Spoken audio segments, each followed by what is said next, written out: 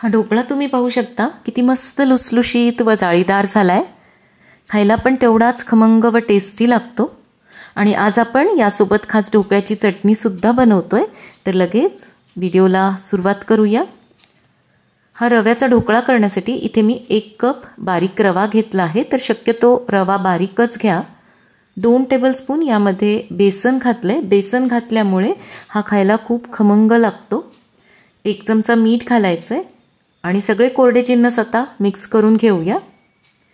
इथे मी आता 1 कप दही घेतला आहे। तर ते पण यामध्ये घालूया। दह्यामुळे बाइंडिंग छान येतं आणि खायला पण ढोकळा छान लागतो। तर सगळं मिक्स करून घ्यायचंय। थोडंसं मिक्स करून झालं की आता पाणी घालून हा रवा भिजवून घ्यायचा आहे। तर सुरुवातीला मी अर्धा कपच पाणी घातलंय। जसं लागेल तसं घालायचंय, कारण काही रवा जास्त पाणी पितो। तर रव्याला जसं पाणी लागणार आहे तसं आपण घालूया। अर्धा कप पाणी घातल्यानंतर फेटून घ्यायचंय। तर हे पीठ आणखी घट्ट आहे, तर थोडंसं म्हणजे पाव कप आणखी पाणी घालूया। परत मी सगळं मिक्स करून घेतलंय। तर असं पीठ आता तयार झालेलं आहे। हे असंच आता 20 मिनिट झाकून ठेवूया, म्हणजे हा रवा छान फुलून येईल। पीठ भिजतंय तोपर्यंत आपण ज्या प्लेटमध्ये ढोकळा स्टीम करून घेणार आहोत त्या प्लेटला तेलाने ग्रीस करून घेऊया। ही तयारी आधीच करून ठेवायची आहे। आता पीठ भिजून पण 20 मिनिट झाली आहेत। तुम्हाला जर हे पीठ घट्ट वाटलं तर यामध्ये थोडं पाणी तुम्ही घालू शकता। तर मी थोडंसं पाणी घातलंय आणि छान याला फेटून घ्यायचंय। जितकं जास्त आपण याला फेटून घेऊ तितका ढोकळा छान हलका तयार होतो। तर एकदम मस्त असं पीठ फुलून आलंय। पाव चमचा यामध्ये आता हळद घालायची, अर्धा चमचा साखर आणि इथे मी आता 3 हिरव्या मिरच्या आणि अर्धा इंच आलं घेऊन खलबत्त्यात छान बारीक कुटून घेतलंय। 2 चिमूट हिंग घालूया आणि 1 चमचा तेल घालायचंय आणि हे सगळं आता चांगलं फेटून घेऊया। तर मस्त असा या पिठाचा रंग दिसतोय। मी आधी सांगितल्याप्रमाणे जितकं आपण याला फेटून घेऊ तितका ढोकळा छान तयार होतो, त्याला जाळी छान पडते।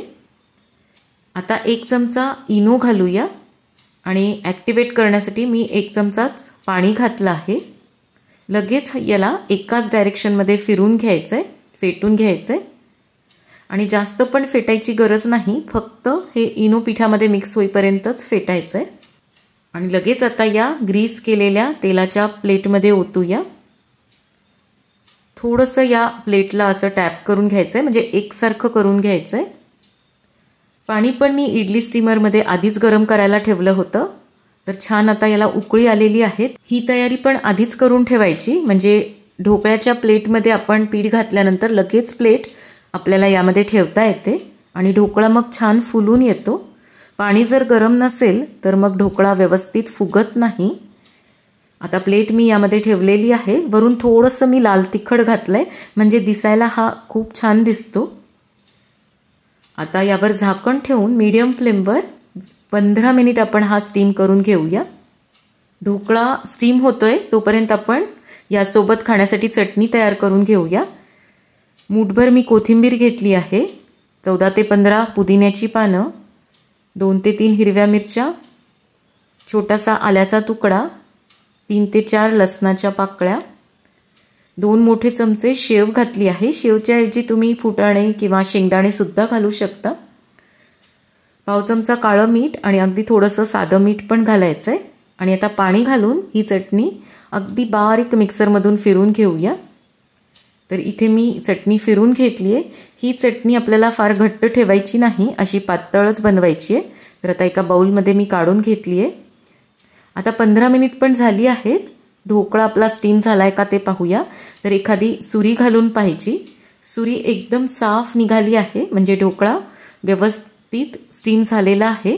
गॅस आता बंद करायचा आहे आणि ही प्लेट खाली काढून एका स्टँडवर ठेवूया, म्हणजे हा ढोकळा अगदी पटकन थंड होतो। आता ढोकळा थंड होतोय तोपर्यंत आपण यावरून घालण्यासाठी एक फोडणी तयार करून घेऊया। तर कढईमध्ये मी 2 चमचे तेल घातलंय। तेल छान गरम झालं की अर्धा चमचा मोहरी घालायची आहे। मोहरी पण तडतडायला सुरुवात झाली की 2 हिरव्या मिरच्या मी मधून कट करून घेतल्या आहेत त्या घालूया. थोडीशी कढीपत्त्याची पानं आणि 1 चमचा तीळ घातले आहेत. तर तीळ घातल्यानंतर गॅस लगेच बंद करायचा आहे, कारण हे तीळ जास्त वेळ जर गॅसवर ठेवले तर मग जळण्याची शक्यता असते. आता आपली फोडणी तयार आहे. ढोकळा पण थंड झालेला आहे, तर याला कट करून घेऊया. आधी मधून कट करून घ्यायचं. तर आज मी हा ढोकळा त्रिकोणी आकारात म्हणजे ट्रायंगल शेपमध्ये कट करून घेणार आहे. तुम्ही हव्या त्या शेपमध्ये याला कट करून घेऊ शकता. असे ट्रायंगल शेपमध्ये केले की दिसायला खूप छान दिसतात आणि अगदी 2 खाल्ले तरी नाश्त्यासाठी पोटभरीचे होतात. आता यावरून ही तयार फोडणी घालूया. सगळीकडे चमच्याने ही पसरून घ्यायची आहे.